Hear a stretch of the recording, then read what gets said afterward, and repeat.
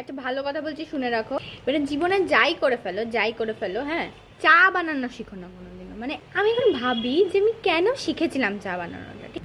তো কেন আমি বলছি শোনো। বাড়িতে আমরা মোট 8 জন। একদিন বলা হলো যে সবার জন্য চা করতে। বাড়ির ছোট, আমাকে চা করতে বলতেই পারে। চা করতে বললে আমি করবো না কেন চা, আমি অবশ্যই চা করব। এইবার আমার দাদু থেকে শুরু করি, লিকার চা খায় এক্সট্রা চিনি দিয়ে। মানে তুমি যদি 2 কাপের জায়গায় 3, মানে 2 চামচের জায়গায় 3 চামচও চিনি দিয়ে দাও, তাও ওনার কোনো সমস্যা নেই। আমার ঠাকুমা আমার চা খায় না, কারণ ঠাকুমার সুগার, আর ঠাকুমা চিনি দিয়ে চা ছাড়া পছন্দ করে না, তাই ঠাকুমা খায় না। তারপর সেদিনকে আমাকে বলা হয়েছিল সবার জন্য চা বানাতে। আমি বানালাম জেঠুর জন্য। এবার জেঠু কেমন চা খাবে? জেঠু খাবে হচ্ছে লিকার চা আর চিনি ছাড়া, মানে একদম চিনি ছাড়া, কারণ জেঠুরও সুগার। হচ্ছে কম লিকার দিয়ে, কারণ যেহেতু লিকার চা এবারে চিনি ছাড়া তার উপরে, তার জন্য ভালো লাগবে না। বেশি লিকার দিলে তেতো হয়ে যাবে, তেতো তেতো লাগবে, খাবে না। গেল। এবার হচ্ছে আসছি আমার জেঠিতে। জেঠিরও সুগার, লিকার চা খাবে, চিনি ছাড়া খাবে, কিন্তু জেঠি খাবে এক্সট্রা লিকার দিয়ে। তেতো বেশি পছন্দ, মানে একদম যদি কম লিকার হয় তাহলে জেঠির পাঞ্ছে লাগে, ভালো লাগে না। তো হলো, তাহলে তারপরে এবার চলে আসি সোজা আমার বাবারতে।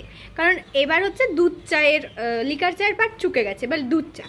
বাবারও সুগার, তো আমার বাবা দুধ চা খাবে, চিনি ছাড়া খাবে, কিন্তু বাবা 1 কাপ ভর্তি চা খাবে না, বাবা খাবে এইটুকু, ঠিক আছে, এইটুকু চা খাবে। কিন্তু দিনের মধ্যে 5 বার যদি তুমি চা দাও তাহলে 5 বারই খাবে। তাহলে এইটুকু করে চা খাওয়ার কি মানে? তো বেশি করেই খেতে পারে, একবারে নিয়ে খেয়ে নাও না তুমি, না সেটা না। বাবা খাবে এইটুকু করে চা খাবে, 50 বারও খেয়ে নেবে। আর যদি তুমি এইটুকুও বেশি দাও, মানে এইটুকু থেকে যদি 1 ml বেশি হয়ে যায়, তাহলে ছুঁড়ে সেটা ফেলে দেবে বাইরে, হয়ে গেল। আমার মা খাবে দুধ চা। আমার মার সুগার নেই, কিন্তু আমার মা চিনি খায় না চায়, চিনি ছাড়া চা, দুধ চা। কিন্তু আমার মা আবার খাবে 1 কাপ ভর্তি করে।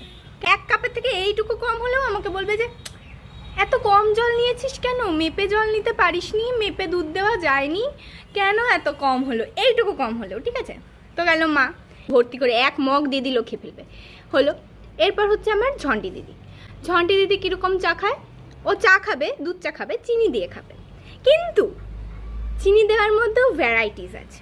আমার দিদি খাবে অল্প চিনি দেওয়া চা। এরপর আসছি আমি হচ্ছে দুধ চা উইথ এক্সট্রা চিনি। তা 7 জনের জন্য 7 রকম ভাবে চা বানাতে হলো। তাহলে আমি কেন বানাবো ভাই চা? এর থেকে খাবো না, আমি দোকান থেকে কিনে খাবো।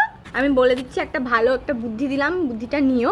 আর আমার মতো কারা কারা এরকম বিপদে আছো সেটা আমাকে একটু জানিও প্লিজ, আমার খুব জানা দরকার।